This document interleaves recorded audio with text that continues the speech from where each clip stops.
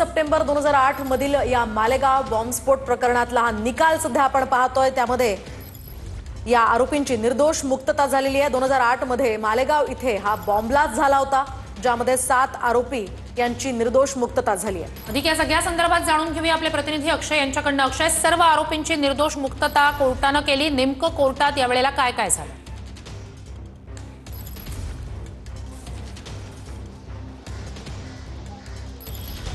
नक्कीच श्रुती, खरं तर तब्बल 17 वर्ष मालेगाव बॉम्बस्फोट हल्ला प्रकरण जे आहे ते कोर्टामध्ये संपूर्ण चाललेलं होतं आणि या सगळ्या संदर्भात आज NIA कोर्टात संपूर्ण अंतिम निकाल जो आहे तो कोर्टाकडून देण्यात आलेला आहे आणि न्यायाधीशांकडनं सर्वच आरोपींची जी आहे ती निर्दोष मुक्तता केलेली आहे। पुराव्यांच्या अभावांमुळे ही सगळी निर्दोष मुक्तता करत आहोत असं देखील निकालाचं वाचन जे आहे ते न्यायाधीशांकडनं करण्यात आलेलं आहे। बॉम्बब्लास्ट झालेला आहे, बॉम्बब्लास्ट मध्ये जे मृत पावलेले आहेत त्यांना कुठेतरी न्याय मिळाला पाहिजे, परंतु पुराव्यांच्या अभावे दुसऱ्या कोणत्याही व्यक्तीला जो आहे तो शिक्षा झाली नाही पाहिजे असं कुठेतरी न्यायालयानं नमूद केलं आणि या सगळ्या संदर्भात जे काही आरोपी जे आहेत ते त्यावेळेस ठरवले गेलेले होते, आता त्या सगळ्यांची निर्दोष मुक्तता जी आहे ती न्यायालयाकडनं करण्यात आलेली असल्याचं सध्या आपल्याला पाहायला मिळतं। सगळ्यात ही मोठी बातमी आहे कारण की ज्यावेळेस 2008ला मालेगावचा बॉम्बब्लास्ट हल्ला झालेला होता त्यावेळेस महाराष्ट्रात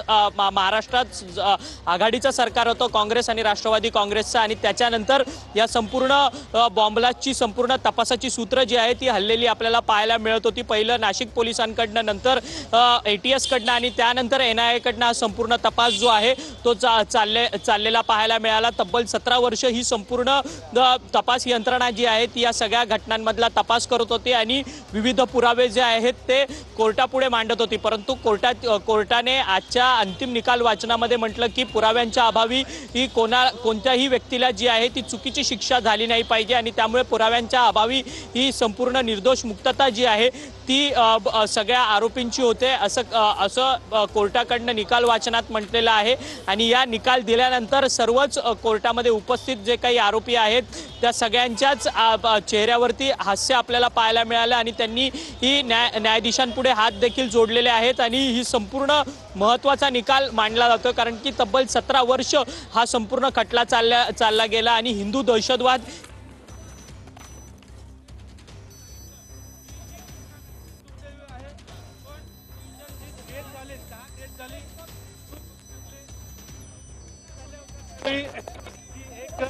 प्रूव्ह करू शकले। त्या 2 घटना झाल्या होत्या त्यावेळी की एक लास्टची घटना आणि त्यानंतर जो 15,000चा मॉब तिथे आला होता, त्या 15,000चा मॉब जे काही केलं होतं या दोन्ही घटना प्रूव्ह झाल्या। तपास यंत्रणांनी पुरावे देऊ शकले नाहीये। मराठी तपास यंत्रणा पुरावे देऊ शकलेले नाहीयेत साहेब मराठी प्रॉसिक्युशनने मराठी देऊ शकले नाहीयेत ते पुरावे। तपास यंत्रणा थोड़ा शांत रहिए। जो 3 अलग की चार्जशीट, सप्लीमेंट्री चार्जशीट और NIA की सप्लीमेंट्री चार्जशीट, तो प्रोसिक्यूशन ने कोई भी स्ट्रॉन्ग एविडेंस में दे नहीं पाई। आज कोर्ट ने आज सुनाया है, कोर्ट ने यह सुनाया है जो ब्लास्ट है वो प्रूव कर पाई, जो डेथ हुई है वो प्रूव कर पाई, लेकिन जो 101 इंजर्ड बोले थे उतने नहीं, लेकिन 95 इंजर्ड हुए ये प्रूव कर पाई। और जो सेकंड इंसिडेंट ब्लास्ट के बाद हुआ था कि 15,000 का मॉब जमा हुआ था वो भी प्रोसिक्यूशन कर पाई। ने कहा है कि ये जो 7 एक्यूज कोर्ट के सामने थे इनके खिलाफ कोई भी स्ट्रॉन्ग एविडेंस जो चेन ऑफ सर्कमस्टेंस है वो प्रोड्यूस करने में प्रूव नहीं कर पाई। जो अभिनव भारत का जो कनेक्शन है, तो कोर्ट ने कहा कि अभिनव भारत का जो कनेक्शन प्रोसिक्यूशन ने जोड़ने की कोशिश किया है, तो अभिनव भारत जरूर था, उसके ऑफिस बेरर थे, लेकिन उसमें का कोई फंड या टेरर एक्टिविटीज के लिए यूज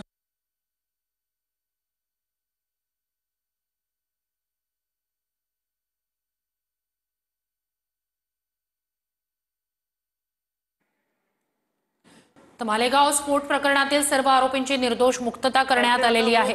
कंप्लीट न होने की वजह से मौका में से भी सबको एक्विट किया है।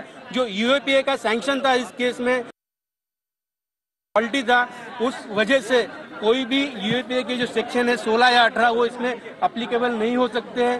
ये भी कोर्ट ने इसमें ऑब्जर्वेशन किया है। मुआवजे की बात की हाँ, कोर्ट ने कहा कि ये जो इंसिडेंट है ये इंसिडेंट बहुत यानी खराब इंसिडेंट है और इस इंसिडेंट की वजह से जो लोग गए हैं जिनका नुकसान हुआ है विक्टिम्स का वो डेफिनेटली पूरा नहीं हो सकता भर के नहीं, लेकिन 2 लाख रुपए हर डिसीज के फैमिली को देने को कहा है और हर इंजर्ड के फैमिली। जो अधिकारी जिम्मेदार थे उनके खिलाफ आप लोग अभी आगे की क्या रणनीति? नहीं, डेफिनेटली जो आपने 7-11 में देखा है इस केस में देखा कई सारे अधिकारी जो कॉमन है, इस बारे में हमने पिटीशन भी फाइल की है जो इतने साल हमारे सब लोगों के बर्बाद हुए हैं और उस वजह से अभी उस बारे में हम एक्शन लेंगे। कोर्ट ने ये भी कहा है कि जो एक ATS अधिकारी चतुर्वेदी के घर में RDX प्लांट करते हुए देखा गया उसके बारे में भी कोर्ट ने उसमें ऑब्जर्वेशन किया है और डिटेल इसमें जब जजमेंट आएगा तब और बात कर सकते हैं। तपास यंत्रणेचं हे फेल्युअर नाही आहे का आणि काय सांगाल काय नेमका जखमी आणि मृतांना देण्याच्या संदर्भात सरकारी मुआवजा सांगितलेला मराठीत सांगा आता। रोल आपल्यासोबत आरोपींचे वकील रणजित नायर आहेत। रणजितजी, सविस्तर सांगा कशा रीतीनं न्यायालयाने निकाल सुनावला आणि काय काय न्यायाधीशांनी म्हटलेलं आहे। न्यायाधीश साहेबांनी सगळे लाईव्ह चालू आहे यार, न्यायाधीश साहेबांनी सगळे टिकटॅक चालू आहे, टिकटॅक मराठी आगे हां न्यायाधीश साहेबांनी सगळे सेक्शन निर्दोष हा संशय या सगळ्या याच्यात तो ज्यावेळी हाय प्रोफाईल केस होत असते अशा वेळी जर तपास यंत्रणेवर जर काही दबाव असला तर नक्कीच त्यांच्याकडनं मोठ्या चुका होऊ शकतात आणि जे मुख्य कल्प्रिट आहे त्यांना पुरावे नष्ट करायला आणि त्यातनं पळून जायला त्यांना संधी मिळत असते। तसंच या केसमध्ये झालेलं दिसतंय। ज्या प्रकारे 40 साक्षीदार फितूर झाले अशी बातमी सर्व ठिकाणी चालते तर ते फितूर नाही झाले तर त्या साक्षीदारांनी अगदी 2014 पूर्वीच अनेक ठिकाणी तक्रारी केल्या होत्या की त्यांना टॉर्चर करून त्यांच्याकडून कबुली जबाब घेतलेले आहे। एका साक्षीदाराने ह्युमन राईट कमिशनमध्ये सुद्धा तक्रार केली होती की त्यांच्याकडनं कबुली जबाब घेतलेला आहे। आर्मी समोर जी केस चालली त्यामध्ये सुद्धा एका आर्मीच्या अधिकाऱ्याने सांगितलं की काही मोठ्या अधिकाऱ्यांची नावं घेण्यासाठी त्यांच्यावर दबाव टाकला गेला होता। त्यामुळे साहजिक आहे ज्यावेळेस ते सर्व साक्षीदार कोर्टात आले त्यावेळेस त्यांनी ATSच्या स्टेटमेंटनुसार सांगितलं नाही आणि त्यामुळे त्या सगळ्यांना रिलाय करता येत नाही असं कोर्टाने ऑब्झर्व केलं। या केसमध्ये 2016ला ज्यावेळेस NIAची चार्जशीट आली त्यामध्येच NIAच्या चार्जशीटमध्येच सगळं क्लिअर होतं की कशा प्रकारे मोका ओढून ताणून लावण्यात आलेला आहे, कशा प्रकारे साक्षीदारांच्या जबाबामध्ये डिस्क्रिपन्सीज आहे। NIAने घेतलेले जबाब वेगळे, ATSने घेतलेले जबाब वेगळे आणि हा सगळा हे बघताना नक्कीच विक्टिमच्या फॅमिलीवर अन्याय झालेला आहे असं माझं मत आहे। अभिनव भारत संदर्भात काय नेमकं ऑडिट केलेलं आहे कोर्टाने? अभिनव भारत बद्दल कोर्टाने असं सांगितलं की जरी अभिनव भारत नावाची संस्था ही अस्तित्वात असली त्यात जरी काही रकमा आल्या असल्या आणि त्या रकमा जरी आरोपीने पर्सनल यूजसाठी वापरल्या असल्या तरी त्यातली कुठलीही रक्कम टेररिस्ट ॲक्टिव्हिटीसाठी वापरलेली आहे असं प्रॉसिक्युशन प्रूव्ह करू शकली नाही। सर, आपण जर बघितलं तर ATSच्या अधिकाऱ्यांवर देखील एक टिप्पणी केलेली पाहायला मिळते RDX संदर्भात संपूर्ण तपासाच्या अनुषंगाने आणि यंत्रणा यामध्ये जसं 7-11 मध्ये झालं की RDXचे जे काही सॅम्पल्स आहे प्रॉपर सिलिंग केले गेले नाही तसं ह्या केसमध्ये सुद्धा कोर्टाने ते ऑब्झर्व केलं की जे सॅम्पल्स आहे ते प्रॉपर प्रिझर्व केले गेलेले नाही आहे आणि जे आधीपासनं आमची जी केस होती ज्या 4 लोकांसाठी आमची टीम होती, संजीव पुणालेकर, वीरेंद्र असेल, मी असेल आणि अशा 4 मधले 3 लोकांना डिस्चार्ज केलं गेलं ज्यांच्यावर मुख्य आरोप होता राकेश धावडे ज्याच्या बेसवर मोका लावला होता। अगदी चार्ज फ्रेमिंगच्या आधीच त्यांना या केसमधनं काढण्यात आलं। त्यामुळे संपूर्ण जो ATSचा तपास होता हा तपास संशयास्पद होता असं कोर्टाने आज सांगितलं। पंचनाम्यासंदर्भात देखील एक टिप्पणी केली आहे न्यायमूर्तींनी, नेमकी काय टिप्पणी आहे? कोर्टाने असं सांगितलं की जो स्पॉट जो आहे ज्या प्रकारे फॉरेन्सिक एक्सपर्टची एव्हिडन्स झाली जो ब्लास्ट इतक्या मोठ्या क्षमतेचा होता त्याचं क्रेटर तिथे मिळालं नाही। त्यामुळे कोर्टाने सांगितलं की जी प्रॉसिक्युशन केस होती की LML फ्रीडमवर बॉम्ब प्लांट केला होता ते प्रूव्ह होऊ शकत नाही। आयदर तो बॉम्ब हँगिंग कंडिशनमध्ये असेल किंवा अन्य कुठल्या प्रकारे असेल असं कोर्टाने सांगितलं। ATS अधिकाऱ्यांच्या तपासावर काय टीका-टिप्पणी केलेली आहे? ATS अधिकाऱ्यांच्या एकूणच तपासावर काय टीका-टिप्पणी केलेली आहे? कोर्टाने सांगितलं की जरी संशय ह्या सगळ्यांवर येत असला तरी संशय हा ठोस पुरावा होऊ शकत नाही। त्यामुळे ती जी चेन आहे सरकमटन्सची ती पूर्ण होऊ शकली नाही आणि त्यामुळे आरोपींना संशयाचा फायदा देण्यात येतो. दोन आरोपी यातले प्रमुख होते साध्वी ठाकूर आणि पुरोहित. यांच्याबद्दल कोर्टानं काय टिप्पणी केलेली आहे आणि यांच्या वकिलांचं असं म्हणणं की फॅब्रिकेटेड केस आहे. नाही, असं आहे की जे सुरुवातीपासून एक वेगळा रंग या केसला देण्यात आला त्या वेळेच्या राजकीय लोकांकडनं आणि ते एक मोठं नाव त्यात ॲड करण्यात आलं. फक्त ती गाडी वापरली गेली म्हणून साध्वीचं नाव तिथे घेण्यात आलं. पण ह्या केसमध्ये ती गाडी साध्वीची होती हे प्रॉसिक्युशन प्रूव्ह करू शकलं नाही. मान्य कोर्टाने स्पष्ट सांगितलं की एखाद्या केसमध्ये गाडीची ओनरशिप प्रूव्ह करायची असेल chassis number plus engine number दोन्ही प्रूव्ह केलं पाहिजे, जे ह्या केसमध्ये केलेलं नाहीये. आरडीएक्सच्या संदर्भामध्ये सुद्धा उल्लेख करण्यात आलेला आहे. स्फोटकं याचं ट्रान्सफर आणि स्फोटकं ठेवणं याच्याबद्दल कोर्टाचं काय म्हणणं? कोर्टाने हे सांगितलं की जे 350 साक्षीदार तपासले त्यामध्ये कुठल्याही साक्षीदाराच्या एव्हिडन्समध्ये हे आलेलं नाही की कर्नल पुरोहितने ऑन ड्युटी असताना RDX मिळवलं, त्यानंतर RDX ट्रान्सपोर्टेशन कसं झालं याच्यावर प्रॉसिक्युशन एजन्सी प्रकाश टाकू शकलेली नाही आहे. त्यानंतर नेमकं कुठे हे बॉम्ब असेंबल केले गेले हे सुद्धा प्रॉसिक्युशन एजन्सी समोर आणू शकली नाही, हे कोर्टाने सांगितलं. ज्या पद्धतीने आरोपी म्हणतायत की राजकीय हेतू पुरस्कार आम्हाला यामध्ये गोवण्यात आलं, त्या संदर्भात आता तुमचं मत नेमकं काय वाटतं?